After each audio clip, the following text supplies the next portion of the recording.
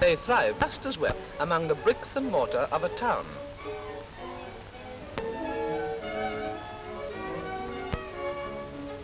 Keep them clean and well fed, and pigeons will thrive anywhere. Nest boxes like those at the back should be provided, and each sitting consists of 2 eggs. After 1 day's sitting, the shape of the young bird can be seen in the shell. At the end of 3 days, the heart is already beating down below in the middle.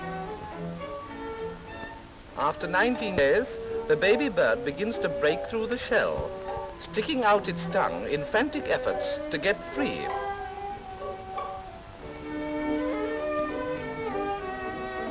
At length, a large piece of shell is broken off. Then a head comes out, followed closely by a foot, and the squeaker, as a young pigeon is called, blindly wonders what sort of world this may be.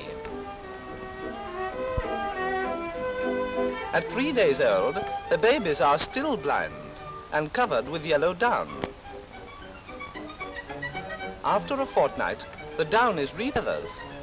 At this tender age, squeakers already have the homing instinct and, if taken from their nest, immediately go back.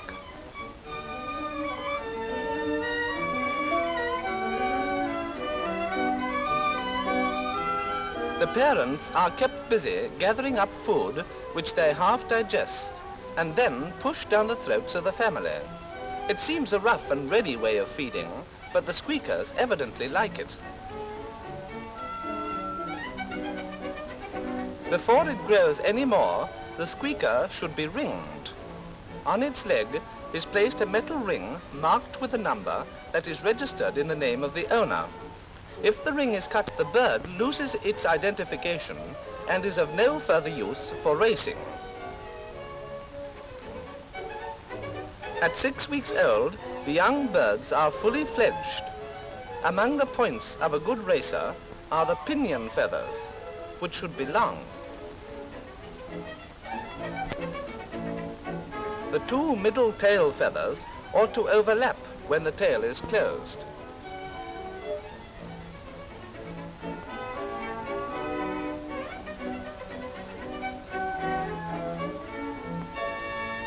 Early in life, the young bird should be accustomed to the training basket and should learn to feed while in it. If this training is neglected, when the birds are sent away for a race, they will be excited, hungry or thirsty at the start, and unable to fly well.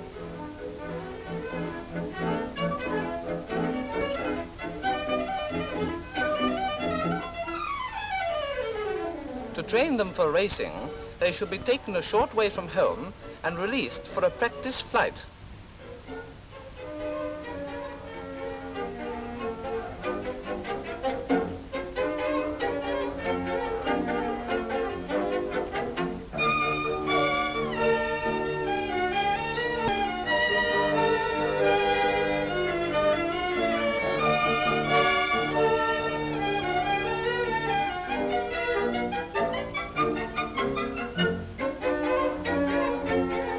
These flights should gradually increase in length until the youngsters are ready for their first race. There are many kinds of racing clocks, but this is a usual pattern with 3 paper dials for hours, minutes and seconds. The one for the seconds is being put on now.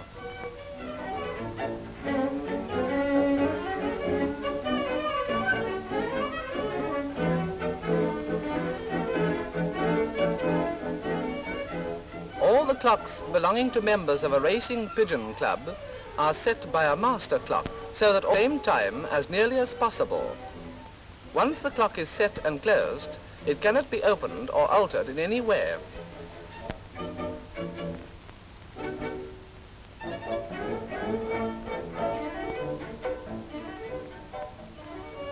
On the day appointed before the race, members of the club bring their birds to be marked.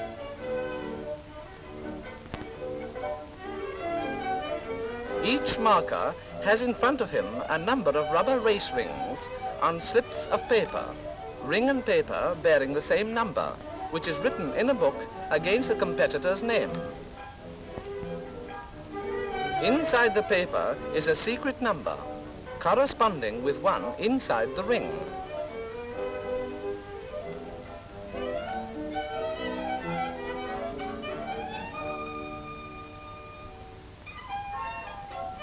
This device of double numbering prevents any tampering with the rings. The birds have the ring fixed on by a simple machine which stretches the rubber.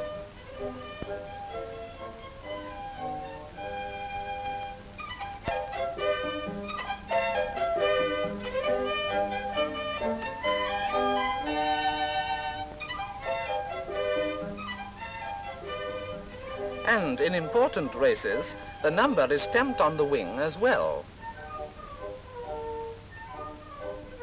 The birds are now placed in baskets and sent in the care of a conveyor to the starting point. So important is it that the railways run special pigeon trains.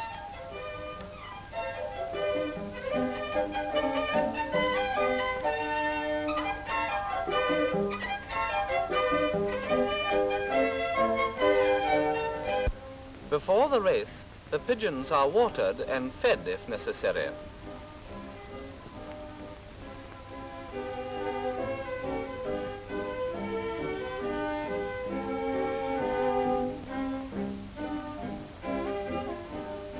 All the fastenings of every basket are now undone except one string which holds up the center. At a given signal, the strings are cut and all the birds are released at practically the same time.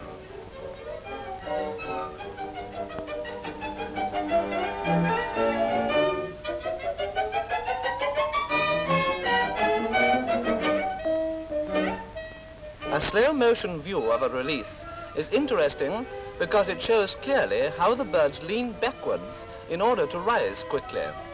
Some pigeons seem to beat the air to little purpose, while others make definite progress with each wing stroke.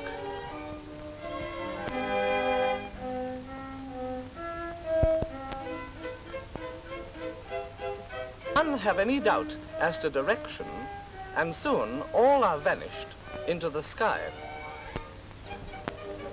The owners know roughly when to effect them and keep out. Every second is a